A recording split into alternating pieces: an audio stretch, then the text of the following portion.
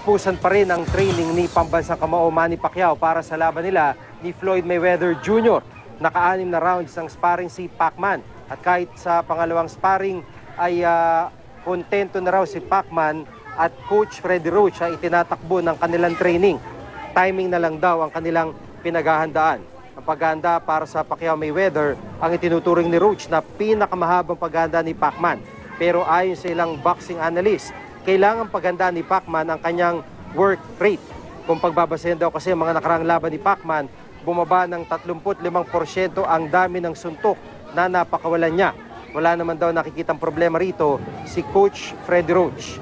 Anya, mas mataas pa rin ang average punch ni Pacman kaysa kay Mayweather. Ayon naman sa batikang boxing commentator na si Al Bernstein, sa volume ng punches ni Manny nakasalalay ang tsansa niya sa laban kay Mayweather. Kailangan daw niyang magpakawala na mahigit 800 suntok kung gusto niyang patumbahin si Mayweather.